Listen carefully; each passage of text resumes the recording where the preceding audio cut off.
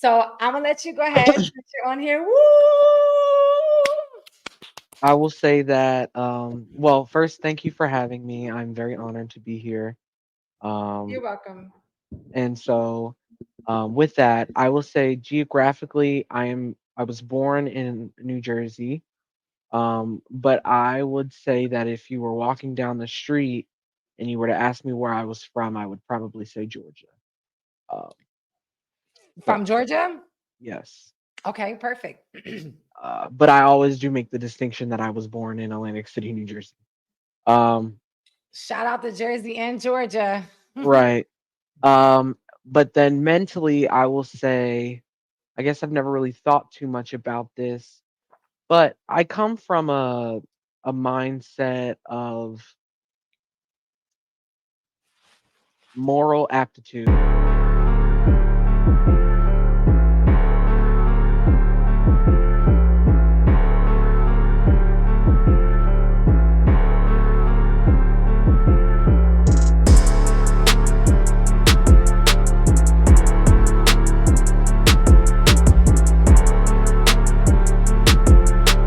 Hello, welcome to the Where I'm From podcast with your girl B.MARIE. Thank you for joining us again for episode number 2. We are so excited. We got a lot in store for you tonight. Be sure to like and subscribe and share to all your friends. New episodes every Monday night at 7 p.m. So hit that bell so you can get the notifications and you can stay with us. I'm super excited and beyond grateful for today's conversation on imposter syndrome and self-sabotage and how it can have a negative impact on your life, keeping you from a high level of success. My guest today is so awesome. I cannot express to you how much I love this person.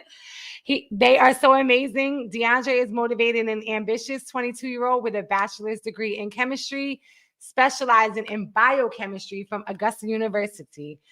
Their academic journey is further enriched by minors in political science and interdisciplinary neuroscience.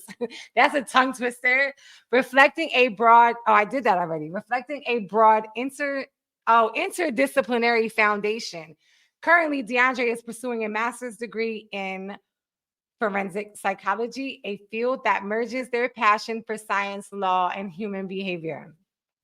In addition to their academic pursuits, Deandre is in the current application cycle for law school, driven by a strong desire to become a criminal prosecutor.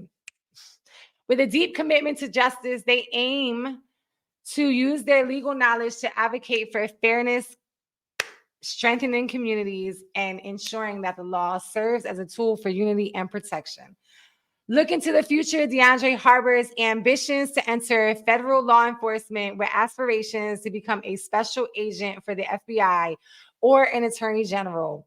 Within the Department of Justice, they are focused on using their unique blend of scientific, psychological, and legal expertise to uphold justice on a national scale. Guided by a dedication to public service, Deandre seeks to make a meaningful impact through both legal prosecution and federal law enforcement roles. But the best role that they have is that they are my adult child. They are mine.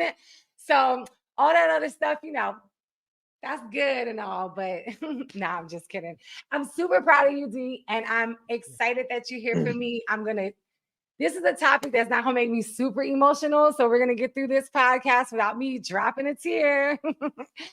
I want to just thank you again for being here, having this conversation with me. And I would like to start by us taking the statement where I'm from. I expressed in the last video why I came up with the Where I'm From podcast title. And we're going to take the statement where I'm from. And as you know, your girl got notes. So when you see me looking off camera, that's what I'm doing because I need to stay on topic. I like my journals and my notes. So we're going to take the statement where I'm from and sharing with our audience where we are from and how this has impacted our lives in any way. It can be a state like New Jersey, where we from, or or a mindset. So I'm gonna let you go ahead since you're on here. Woo! I will say that, well, first, thank you for having me. I'm very honored to be here. Um, You're welcome. and so with that, I will say geographically, I was born in New Jersey. But I would say that if you were walking down the street and you were to ask me where I was from, I would probably say Georgia. Um, but From Georgia? yes, Okay, perfect. but I always do make the distinction that I was born in Atlantic City, New Jersey.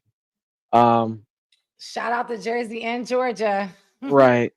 Um, but then mentally, I will say, I guess I've never really thought too much about this, but I come from a mindset of moral aptitude. And what I mean by moral aptitude is attempting to always do what's right, even if, you know, society may say it's wrong, but always knowing that in my heart it is right. It's just and it's fair, um, even though society may have a different outlook.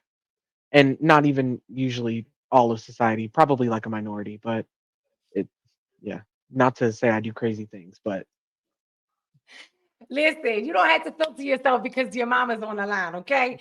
We're gonna go ahead and just keep it all the way real here at Where I'm From Podcast. So you are a total adult, and I'm super proud of you. So you don't have to filter yourself, baby. But yes, I'm super glad that you are a human that wants to do right in this world because we need that. We need more and more of people, humans that want to do right and just want to, stay on the right path and just add to the world an abundance of positivity. And as I said before, the cherry is on top because I get to say that's mine. So tonight's topic is about imposter syndrome. And as I was doing my research to prepare for this wonderful conversation, I started to ponder with the imposter syndrome and what it means. So I have a couple bullets here that I'm just going to read for you all, and then we're going to expound on that as the episode continues on. But as I was doing my research, I started to think like, because I came into this topic like, I feel like I have I've had parts of imposter syndrome throughout my life. But as I did a little bit more digging into it, I started to realize that I don't necessarily feel like I have imposter syndrome when it comes to the area of feeling like I'm going to be exposed or I'm going to find out as being a fraud. So people who struggle with imposter syndrome believe that they are undeserving of their achievements and the high esteem in which others around them usually hold them to. Their peers and colleagues bring them praises and affirmations for their achievements, and themselves cannot see it for themselves. They self doubt a lot and can stagnate them from achieving their goals. So, this is the part where I struggle with. So, I felt like, okay, I had imposter syndrome, and I figure out ways to manage that. But then, as you get into where people who are experiencing imposter syndrome often worry about if they're going to be exposed as a fraud, they do not believe that they are qualified. However, in reality, they are totally capable of and qualified of carrying out the goals. So I am a high level achiever. Like I'm super high energy. I'm able to complete goals. I'm able to complete the task list. I used to struggle with feeling like that I was worthy enough of the positions that I was in or put in, even though I had worked so hard to get there. I didn't have high self-esteem about myself. I had low self-worth. I didn't see myself in the mirror. I didn't see myself as a leader. I didn't see myself as others had seen me. So that's the reason why I had felt like that I had suffered from imposter syndromes. So I had some parts of that. Again, I didn't really experience at all feeling like that people were going to find out I was a fraud because I didn't even feel like I was like in that type of position or that I was worthy of the success that I was experiencing. It felt very foreign to me. So do you want me to stop there and you can go ahead and give an explanation, or do you just want me to finish too and we can keep the conversation going like that? It's up to you. well, I also would like to, add on to the conversation in the fact that imposter syndrome is very common in leadership roles. And so in my life, I just got done being the number one student leader on my campus, which was the student body president at Augusta University. I served in that role for 2 years, and prior to that, I served as a senator, which is a representative for the students, for 2 years as well. So throughout my whole entire collegiate journey, I was in some sort of leadership representative role, making sure that the experience that my peers were having was one that was up to par with the amount of money that we were paying for the actual experience. And so with that leadership always comes this idea of, do I belong in this position? Am I the right person? And I Yeah. think that, there have been times where I have felt, maybe I'm not cut out for this, but it never got to a point where I wanted to give up. And there are times when it can get to that point, and I do want to touch on that. And even though I haven't had that experience, um, I think one of the things that kept me from moving that far down the spectrum of just giving up the role was really understanding that, you know, I'm needed. This is an important role. I can't just quit halfway through because I have a job to do. Um, I not only was getting paid for it, but also, I still had a representative job to do, which was and that I signed up to do. And so when you're in those moments where you feel like you want to quit because you're not good enough, you have to remember that you're there for a reason. I mean, you didn't come in for no reason. You came for Yeah. a good reason, and it's important that you see that reason out um, in good faith. And adding on to that, I think that imposter syndrome, in my experience, I guess I will get into a I will provide an anecdote. Okay. Um, and this so um when I was moving into my junior year of college, I was turning 21. Um, so yeah, I was turning 21. Actually, I believe I was no, no, no, no, no. This was the summer right before. And I was turning 21, and me and a friend had smoked marijuana.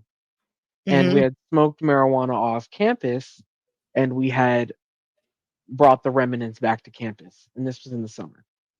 Um, and so when we brought the remnants back, they were left in my room. We moved out. A cleaner found them, and I was reported to the dean of students office. Now, this was integral to my experience because the day that I found out of this report was actually the first day of the academic year going into my junior year, and it was really my first day on the job as SGA president or the student body president. SGA stands for Student Government Association, but either way. Yeah. And this was the first thing I find out in the morning. He's also the advisor to the organization, and so we had this long, drawn out talk. We talked about it. Of course, I owned up to it. It was an experience. I did my 30 hours of community service. In That's fact, I right. did I did two more. I did 32.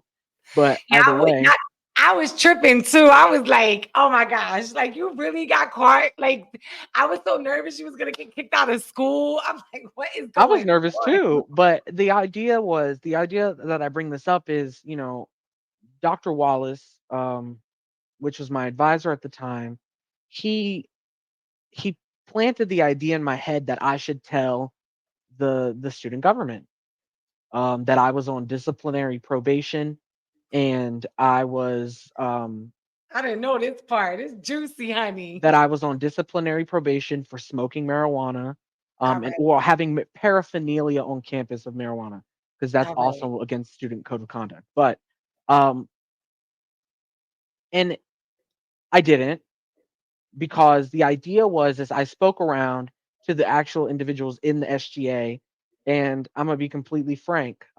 Most of them would thought that it would have been a waste of time, because we had a lot of business to get to, and then also a lot of them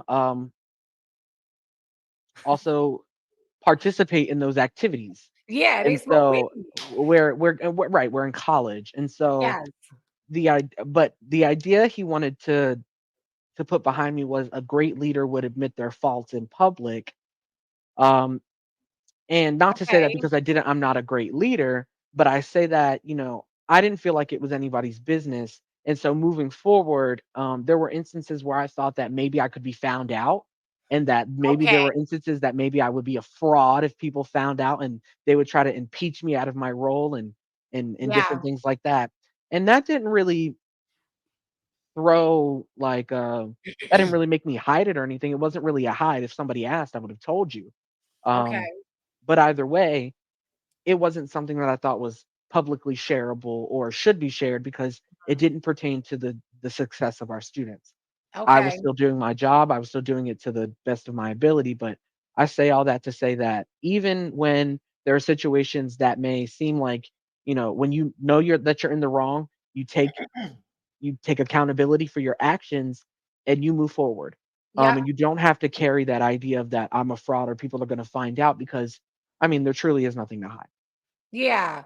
No, there truly is nothing to hide because you know what? Listen, look, like everybody humans and we all just trying to figure it out here. We all just trying to put all the puzzle pieces together. And, but taking accountability helps you grow. So the next point that I want to touch on is that this is the part of my preparation for the conversation where my mind started to shift to the idea that I have had many moments of self-doubt. Was I worthy enough of it? It's that wintertime, honey. I need some tea. So as soon as I get off here, I'm gonna give me some tea, honey. Yeah. I need some elderberry in here, honey. Some elderberry. So I started to look at self-doubt. It took me a long time and my trauma to really step into my power. So I tell my family now, right? Not to get off topic, but I tell them on this point, like, do not let so much trauma happen in your life before you really recognize that you are powerful. So my trauma, it took me a lot of trauma and a lot of life experience, a lot of lived experience in the street life, a lot of hustling, a lot of going back and forth to jail, a lot of courts, a lot of people dying, losing my spouse to suicide. It took a lot of trauma for me to experience. I mean, for me to have those and take those experiences for me to really understand that I was powerful. But before that, unfortunately, it took all of that. But before that, I had a lot of self-doubt. I did not look at myself like I was a person. And I don't understand why, because I was always able to accomplish everything I set my mind to. Like even when I was living like that, I was a G. So that's how I feel. Like I didn't really master it because I went to jail, but I made sure that I got up every day and I took care of my business and I was powerful in that world. I was able to help myself get through that. And I'm here now and I'm powerful. The self-doubt has become way less. I do have seconds of it, but fortunately for me, and we'll talk about this in future videos, that I have a massive amount of tools and family support that when that stuff comes up, I'm like, nope, I'm able to shift it out of my brain and see that I'm powerful. I begin to think about how imposter syndrome can lead to self-sabotage. So before I move on to that point, D, do you want to talk about anything else that has to do specifically with imposter syndrome, or is it okay for us to go ahead and move right We into can self transition. transition? Yeah, into you said we can Yes. into because I know that you have a conversation piece that you want to talk to about that. So then I began to think about imposter syndrome can lead to self-sabotage and becomes a toxic cycle of self-hate. Self-reflection and awareness is a tool to break out of this cycle. So just a little tip that I'm going to give you before we move on. I self-reflect, I meditate, and I journal a lot. And I take moments out of each and every day to just reflect on what has happened that day, good and bad, and how I overcame it, how I managed it. Give myself a hug, give myself pats on the back, look myself in the mirror and say, girl, you got this. You handled that correctly, or how can you handle that better? As you continue to build those tools in your toolbox, the breaking out of the cycle of imposter syndrome and self-doubt and self-sabotage will be an easier task for you. I have experienced really hard lessons with serious consequences, and I do not want you all to have that. So if I can just help one or two people, then that's amazing. So we're gonna move on into self-sabotaging, and I'm gonna go ahead and let Dee go ahead and take the wheel because I'm super interested in what you have to share with us all. Awesome. So of course, I wanted to bring to this conversation a little bit about like my knowledge and expertise in terms of how our biological processes work in these situations of sadness, trauma, anxiety, depression. And so, one of the big things that I look to is a book that I read called Becoming Supernatural by a doctor who's also a neurobiologist of the name of Dr. Joe Dispenza. All right. And the book discusses how your neurochemistry and how your neurochemistry affects your patterns of thoughts, and how ultimately these patterns can form um, neural networks that Mhm. lead you down those pathways to self sabotage. But the goodness about this book is they also teach you how to get out of that. And so Yeah. those are some things that I want to share.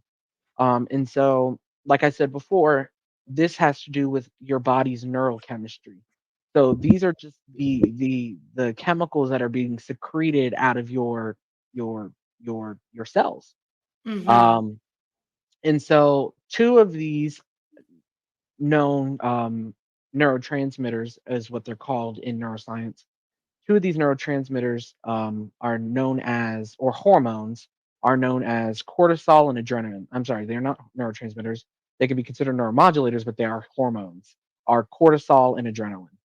And so the importance of cortisol and adrenaline is what they do is they maintain your states of stress. And Okay. so let me discuss that real quick. So essentially, the cortisol pathway in the body is your body's natural response to stress. And so we have two ways that we think about this, which is fight or flight. And so fight or flight, typically you think about adrenaline, which is fight or Yes. flight plays a part in that as well. But also fight or flight, when that happens, adrenaline is how we are able to move, while cortisol helps us manage the movement, if that makes sense. So Yes. cortisol is the maintenance of the state, while adrenaline is the actual producing of the state. Yes. And so when we are stressed, we have adrenaline produced that makes us feel that stressed, but then we have cortisol produced that counteracts that stressness to make sure that our body is maintaining homeostasis. So homeostasis is that natural, perfect balance that we have in our resting state. So Mm, me, I'm in a homeostatic balance right now, I believe. I'm in a You are very also in a strict homeostatic balance right balance, now. right? So when cortisol is released by the brain, it then travels to the kidneys, to the adrenal glands, which are on top of the kidneys, and those produce sugar. They suppress the immune system, and they help the body manage that stress. And so, like I said, that's important because it's keeping the maintenance so that the body can get out of the fight or the flight situation that's going on. Yeah. And so once your cortisol reaches a level high enough, it then is able to stop itself from releasing through something called a negative feedback loop, but I won't go into that. So either way, it gets high enough, it can stop itself. Now there are times where our bodies will be um so what is the word so for lack of better, so filled with these neurotransmitters that they Yeah. will, sorry, I know the word, these neurotransmitters will saturate the body, and when Yeah. they saturate the body gets used to it. And so Okay. therefore, when more emotional states happen, the body has to thus create more of these hormones. And Yes. so the idea behind this is then that if we continue to feel these states, we are going to need to produce more and more cortisol to to manage that stress. Yeah. Now, let's think about this. What does this remind us of? This reminds us of an addiction. Yep. And so this is what I'm driving home is that as we continue to produce more and more adrenaline through these stressful traumatic states, that the first time we may not have caused, or even the second time, or even the third. But once our body gets used to that, then the fourth, fifth, and the sixth and the seventh time, it's probably our fault. And then that is the self sabotage. And so chronic stress can lead to that overproduction of cortisol, which leads to weakened immunity. So because we have more of the cortisol, um, those parts that would suppress the immune system, they start working overtime. Okay. And then they continue to weaken the immune system. And then of course you can have weight gain and anxiety. Hmm. Um, Now, Which of is course, self-sabotaging behaviors because you're sabotaging your and health. it's something Mhm. that in science we call a positive feedback loop, because that to us is just a spiral. It's Yeah. just a spiral that it doesn't end until Yep. there is something else there to make it end, but there's nothing itself that will make it stop. So it needs something else to come and interfere and make it stop. And They so need something like what needs something else to come in and make it stop? so when you have something that continues on that, so say if you have a traumatic event, you Yep. get used to this cortisol in your body, and you continue to have these traumatic events either through chance or through self sabotage. That Yep. anxiety that comes with that and continues to come with that is a downward spiral, And because you it will. become addicted to it. Yes.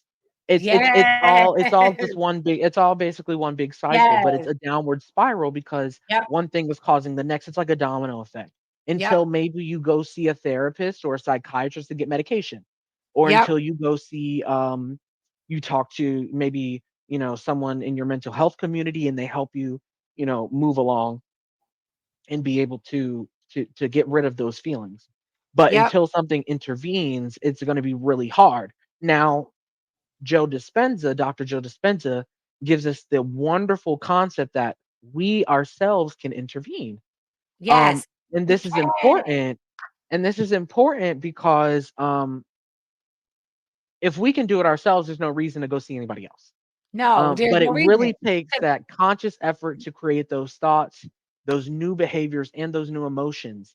And so the idea is to continue to feel those new emotions. Yep. Now, that may be easier said than done, but Absolutely. let me put something in perspective.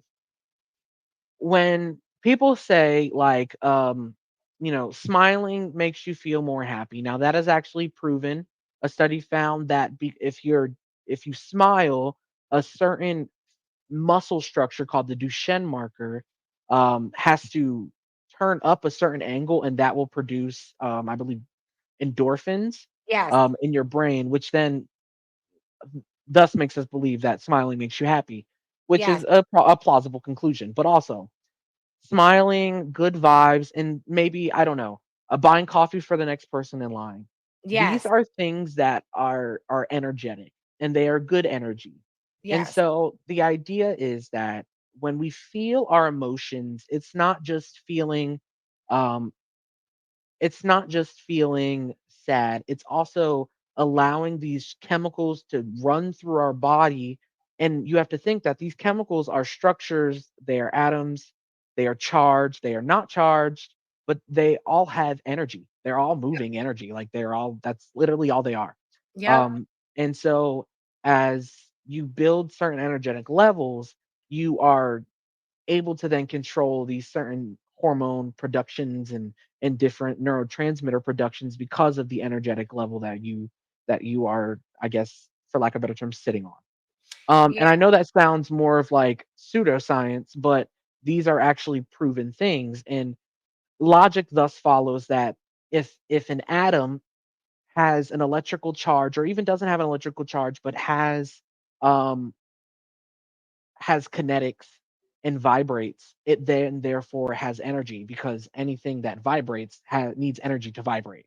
Yeah. It And needs so, energy to and vibrate. everything vibrates, by the way. So therefore, everything has energy.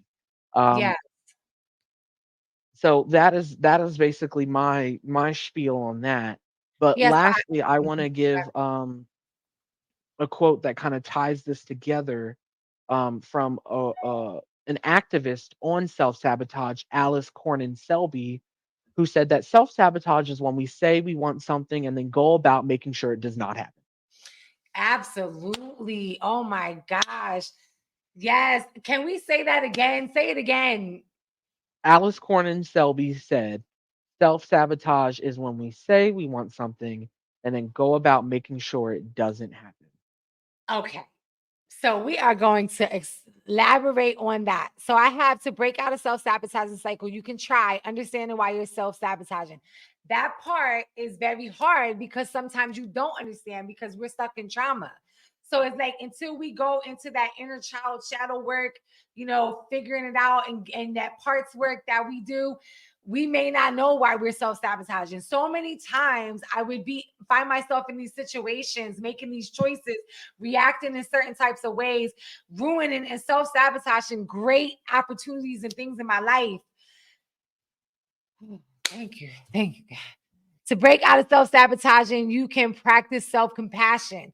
As you start to heal and you're doing your shadow work, you can try to allow yourself the space to have compassion for yourself, for that little girl that was stuck in trauma, for that little girl that had that experience, for that little girl that was molested or wasn't protected by her family, for that little girl who was abused, or that little boy or that child was abused, or they're stuck in trauma. So when you start doing that, your inner child healing, you start doing the work, you can have compassion for yourself. And like Deandre says, seeking professional help and looking for patterns in your life. The patterns in your life thing is continuously to be so huge for me. Couple examples is I grew up in a certain type of environment that where it was nothing for, if you felt like somebody was playing around with you in your face, you put your hands on them. Like, and you're self-sabotaging relationships and you're self-sabotaging your own happiness because you got a smart mouth or you're physically abusive. And thank you, Right. universe, God, or whoever you believe in, for therapy and healing and inner child healing and shadow work, because that's the type of stuff that helps you dig through all of that dirt and get you up out of that, for real, gets it up off you. So self-sabotaging, again, like Deandre said, is a pattern when you have a negative belief system about yourself, and then consciously and subconsciously as well. So self-sabotaging is when someone intentionally just like you said, intentionally interferes. And it's crazy because we don't even know we intentionally doing it. Oh, what's coming through me right now is the message is that sometimes we self-sabotage because we don't believe that we deserve to have happiness. Yeah. We don't believe it. We don't believe that we deserve to have success. We don't believe that we deserve to have these successful businesses, that we can get to the bag every day. We don't believe it. So we showing up to work late. We doing things, our work ethic sucks. So we self-sabotage in our career life, procrastination, forgetting deadlines, failure to prepare for important events, refusing to ask for help, setting unreasonable goals, comfort eating. Now you self-sabotaging your health. And now you're gonna get, not listen, no body shaming, but you want to eat healthy. We need to pay attention to what we're putting in our bodies. And I do not always do that. I'm super not perfect and I'm still a work in progress. So we're not going to say that we do that all the time. Self injury, such as cutting or drugs or alcohol. And I actually put cigarettes there because I have in and out struggled with nicotine addiction my whole life. I'll spend years without smoking. Something traumatic happens. And there you go again. It absolutely does not fit with my lifestyle. It's super disgusting. And that is a self sabotaging behavior, and we are going to stay away from that. Sometimes alcohol, drugs, shopping when you need to save and get out of debt, that's self-sabotaging behaviors. You don't believe that you can have $1 million in your bank. Yeah, so the list goes on and on. Like low self-esteem, fear of failure. So you don't put the effort into your business to manifest all the success that you deserve, and you truly, truly deserve that. I know I do. I know Deandre, you truly deserve to continue to experience success. And I'm super happy about that. Feelings of worthlessness or incompetence, the belief, like I said, that you don't deserve the success, self-hatred. Self-hatred can be a self-sabotaging behavior. And seeking comfort, this is one that's huge. This is where I'm going to drive my message on home for this episode. Seeking comfort in what fucking familiar. I have to. I'm sorry. Listen, we will put no kids in the thing. Cuss word can slip on in here every now and then. Seeking comfort in what's fucking familiar. Staying in toxic relationships too long and making dumbass crazy decisions over and over and over and over. This is another thing that I constantly been saying lately over the last year with experiencing all of the things coming from cancer, losing my partner, just trying to just stay focused on my business, starting this podcast. We make bad decisions over and over. And I told my dad the other day, I said, Dad, my family is hard-headed MF or AF or whatever the saying is, because we are literally, I have experienced this myself and I see this in my family. And I'm glad that we are breaking generational curses, because we are the family that has to put our hands on the stove when the mama and the daddy say it hot. Don't touch that. And then when we burn our hand, sometimes I'm gonna keep it on me. I'll do that shit again and again. And I expect for the results to be different, which is called insanity.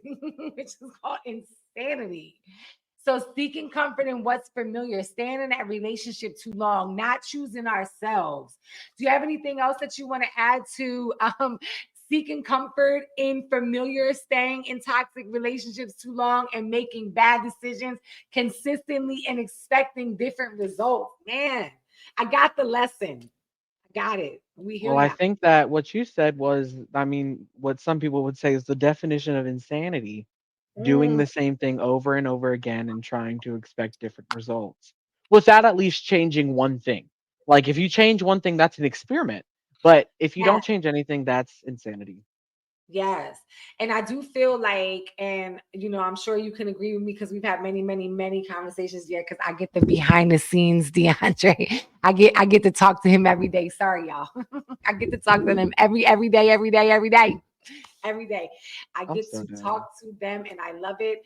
But I feel like from my own experience just continuing to heal, do therapy, through my meditation, through connecting with family, through really being able to take time on a day, if not daily, on a consistent basis, to look at yourself and to say to yourself, self, this is what I went through. This is what I'm experiencing now.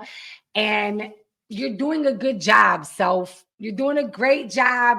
You got up today. You went to work. You took care of your client's self. You took care of yourself, self.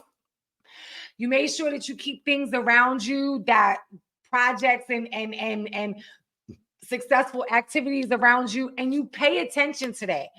Don't move too fast through life to where you don't take a second to really say and look at yourself and say that I'm doing a good job. And when I was locked up and I was in the halfway house, my counselor used to make me stand in the mirror and tell myself over and over again, you are worthy, you are loved. All these affirmations that I felt like was the weirdest shit ever, because I had never had nobody even like put me in a space like that. I did not believe that I was amazing. I didn't think that I was beautiful. This was like 12, 13, how many years ago? 14 years ago, 15, 14, 15 years ago now. I did not believe that I was any of those things, but I consistently did it until I believed it. And I actually did not really truly start believing that until the last 5 years, on how super amazing and powerful I am. And I'm super blessed and I'm super grateful to God and the universe and everybody for helping me stay on the right path, because it's been a journey. It's been a journey. And I'm super proud of you, D. I'm glad Thank that you you. came on here. Thank you. And Thank you for having me. I'm super happy. I'm super happy you mine. Woo! I know I'm crazy. But yes, imposter syndrome. You know, like when I was watching this TEDx, and I'm gonna leave with this. I was watching this TEDx, and the lady's husband, it was her and her husband, and they were on there, and it was a video about how she had imposter syndrome in her career. And she just would not move out of that job position, no matter how much they was disrespecting her. And her husband told her over and over and over and over for years, he gave her the space. He was supportive. Like, we can manage without you working, and you can find you another career job. And like, she was so broken inside that she just stayed there for years and years and years until she finally decided to quit. But she did not believe that she was worthy. So I actually want to double back, and we're not going to edit this because we're not going to do too much editing on where I'm from. We're going to be authentic and real. And because I did not do the where I'm from. I only had you do the where I'm from. So Right. where I'm from is Atlantic City, New Jersey. And the mindset from where I'm from, I'll tell you where I came from: broken, lost, uh, and all of the above. Broken, lost, in the sauce. And where I'm from made me strong. That's the reason why I named this podcast Where I'm From. Where I'm from are the states that I've been in my life, not the United States, like the mindsets, the mind states. Coming from mindsets where I don't believe that I'm worth nothing. I don't even know what the next step is. I lived in a 4-block radius, like my partner used to say. I only knew what Atlantic City had to offer. I didn't know anything else. So when I moved out into the world and expanded my horizons and I started to learn, I had a period in my life where I was really mad at where I was from, where I came from, shit I experienced. Why was my life so hard? But you know what? Why not? Like, be hard for everybody. Like, life is hard for everybody. So where I'm from made me strong. And I'm super grateful as I sit here today on my podcast with my wonderful guest on my episode 2, and say that where I'm from has made me strong. And I'm super grateful. I am a crying ass gangster because I will cry, and I will low key in my mind punch you in the face. I'm not going to do it in reality anymore, but I'm going to keep it in here. So, just give me my space, because we ain't trying to do no self-sabotaging behaviors, because I ain't suffering from imposter syndrome no more. And I know what's going on. So you are super amazing. I'm going to give you a virtual air hug. Oh, Yes, because you are off in the world creating your life. I'm so happy for you. And thank you. until next time, you all, thank you for joining us. You could have been anywhere in the world, but you chose to be here with us. You chose to be here with us. And I'm super happy. Make sure you hit that like button, that subscribe button, share with all your friends. We have so much more, so much more, so much more about business, about health, about life, about love, about success, prosperity.